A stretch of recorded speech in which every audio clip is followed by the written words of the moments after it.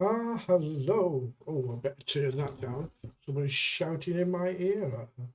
Let's do it anyway. There you go. Hello. How are you all? Are you good?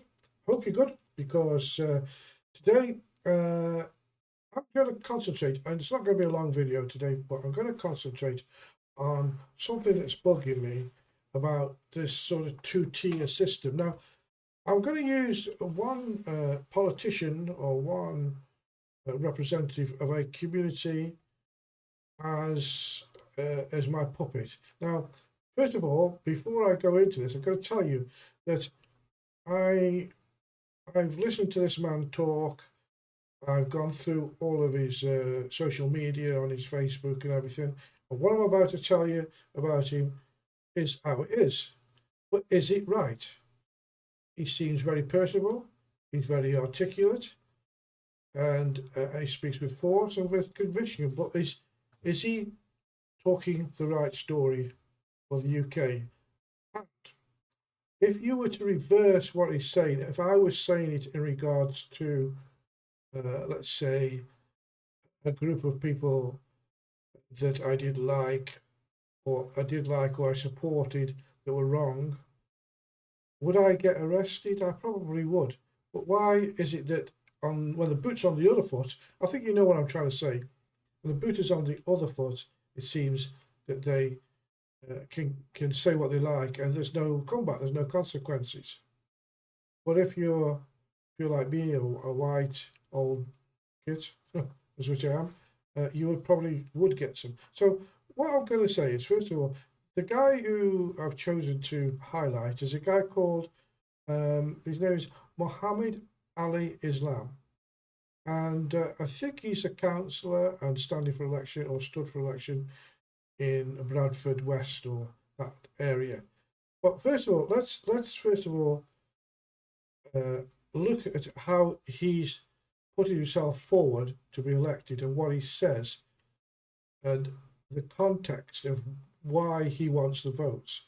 First of all, let's listen to this, shall we? So here we go. So it's official, and you have heard that I will be standing as your parliamentary candidate in the Bradford West elections.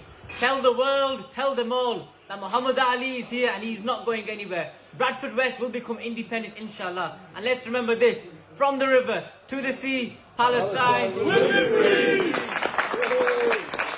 Well, there he is. His name is, as I said, Mohammed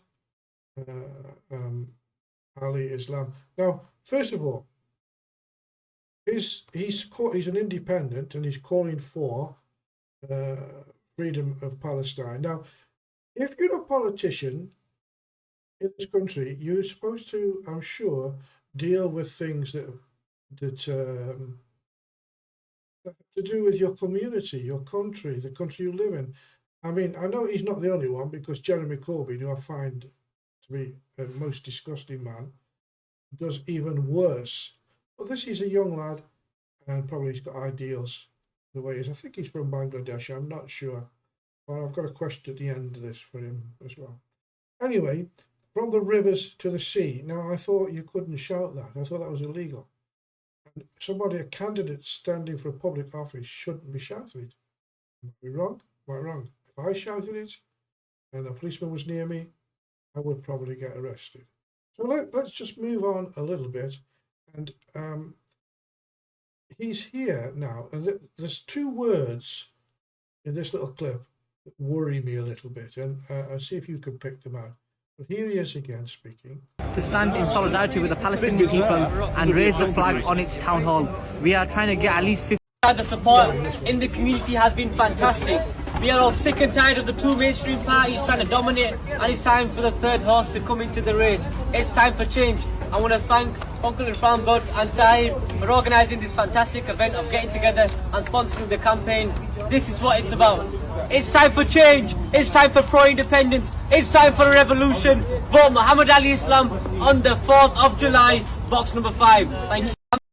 Right, that's the clip I wanted to show you. Sorry, I pressed the wrong button. But anyway, what he's saying, it's time for independence and it's time for revolution.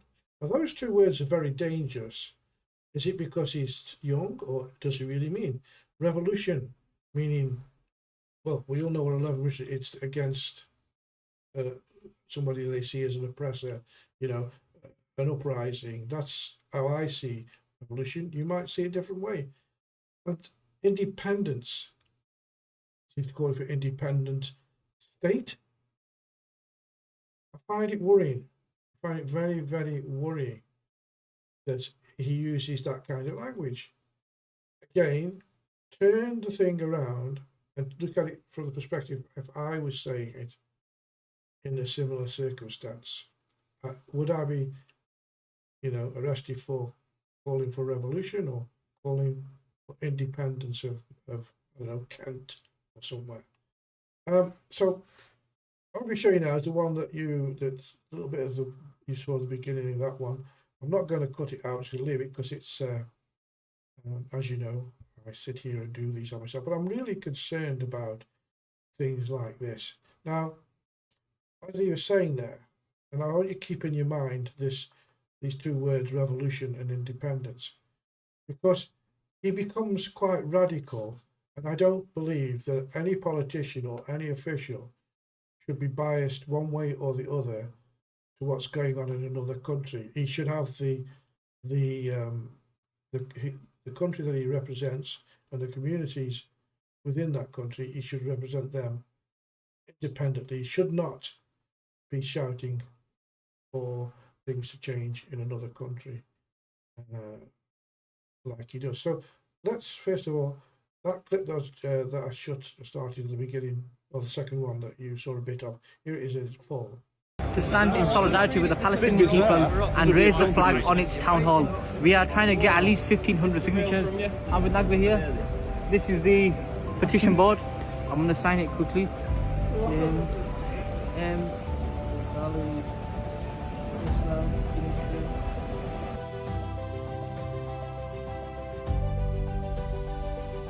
Fantastic. Nagbi, thank you, sir. Thank you, sir. We're going to try our best to raise 1,500 signatures so we can raise that beautiful flag on the town hall. And this is Nagbi, the main man who's leading on the petition. 29th of November, but we want it for longer, not just for the day, but that's to come in the future. Definitely. Well, there you go. He wants to raise the flag, the Palestinian flag, on a British town hall. Now, again, I find this a bit offensive for me. I'm a British person. I don't live in Britain, as you know, but if I was to go to the Spanish people and say, hey, I want to put my British flag on your town hall, they'd probably kick me backside and say, on your bike. It's not right. It's not right. Palestine's not in England. Palestine's somewhere else. It's another country. But he's pushing for this flag. And the guy, Tanvir, who's standing with him, is going around getting signatures. I just don't think it's right. There should only be the British flag or the local flag, the traditional flag of the area, or the Union Jack. Scotland has their one and Wales has their one, but it's all basically tied in with the country of Britain, the Great Britain. So there he is calling for that.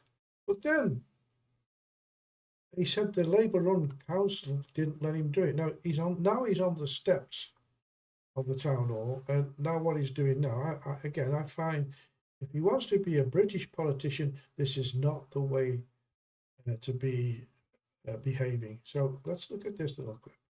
Trying to raise the beautiful Palestinian flag on this building. And unfortunately, due to us having a Labour-run council, they did not raise the Palestinian flag. But I want to send this message, that if you do not raise the flag, then I will raise the Palestinian flag. And I'm proud to show that we are not afraid to stand in solidarity with those that are going through injustices. We are not afraid to say it loud and proud, from the river to the sea. Palestine will be free. From the river to the sea. Palestine will be free. This is a flag of hope, of peace, of love. And over the years it's now become a flag of solidarity. This is not a flag of violence. This is not a flag of war. This is not a flag that promotes anti-Semitism. No. This is a flag of love. This is a flag of unity. And seeing every Bradfordian out here today shows that we all stand in solidarity. Thank you, Bradford. And again, he's there shouting, from the rivers to the sea, Palestine should be free. Again, he shouldn't be shouting that. That's offensive to a lot of people. And it's particularly to the Jewish people who, the ones being threatened by that statement, and it's wrong. And if he wants to be a British politician, he shouldn't be shouting that. Should not. And also, he was like a latter-day Mel Gibson. I'm going to fly the flag, and they won't do it because of the Labour-run council. I was quite surprised because Labour are very lefty anyway, and probably, I don't know why, they probably would have let him. I don't know what's gone wrong there. But anyway, it's wrong for him to do that. He should not be standing there screaming and shouting for what's going on in another country. It's what's going on in the UK. And I just find it a little bit offensive that people who do that are going probably to be standing in the Houses of Parliament, who have absolutely no affinity with British culture or British way of life. And it shows a lot more in a couple of more clips that I'm going to show you. So there he is shouting from the rivers to the sea. And this next clip that I'm going to show you, because I don't want to drag this out too long, but I just want to make the point that there's a law for us and a law for others who do not like us. Put it that way.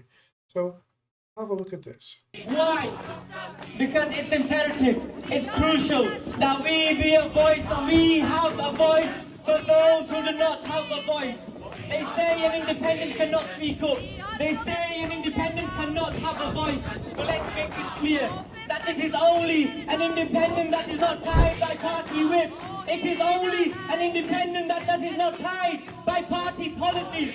We can say it openly, they cannot. And how on earth can any individual stand with a genocide against the party? And we stand as independents to make it clear that you cannot silence us. You cannot by yourself. We stand together in solidarity with the Palestinian people.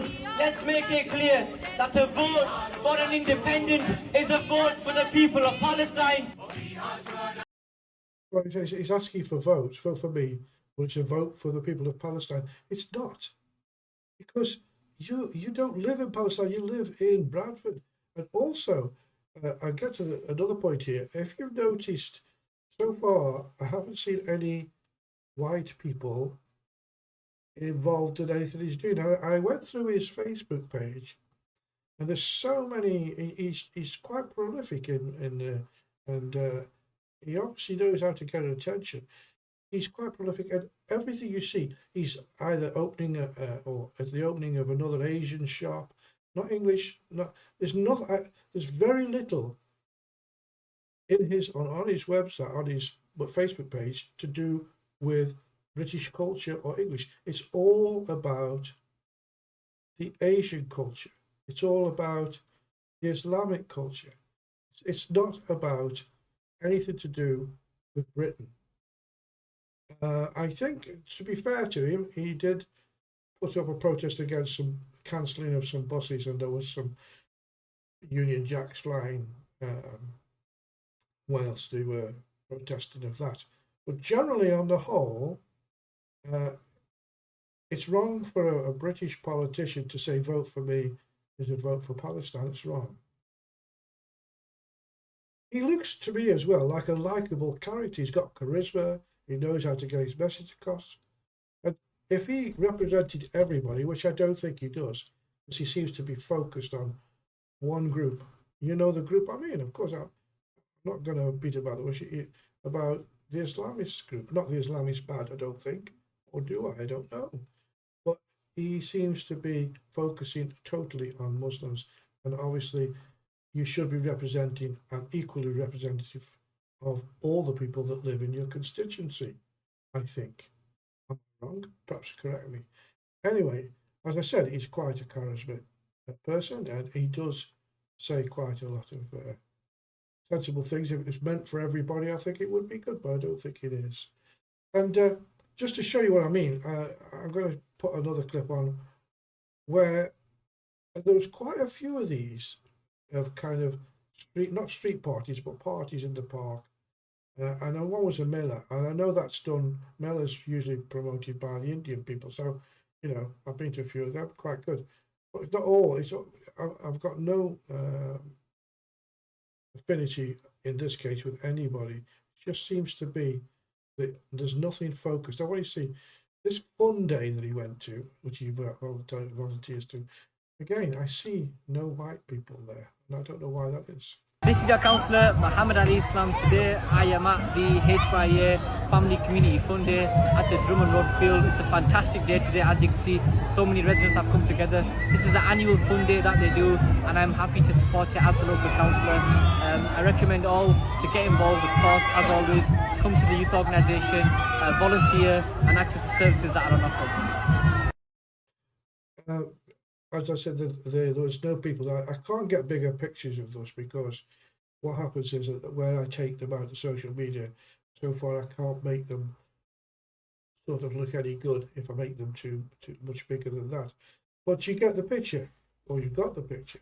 He seems to be permanently engaged in everything to do with the Asian people that live in that borough, in that area, west of Bradford. And if there's any English people there, they have obviously not been catered for in the way they should be.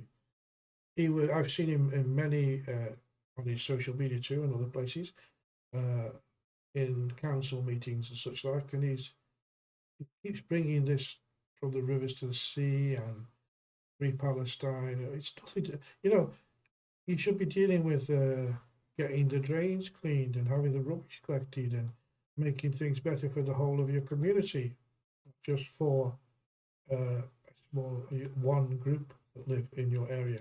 And I keep harping back to these two words: independence, revolution. It's already been spoke about that by 2050 that the white population of the UK will be a minority.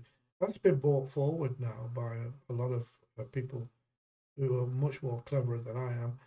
So that the takeover of the general takeover that's going on of the British population could be enforced or not enforced, or could be almost complete by 2030.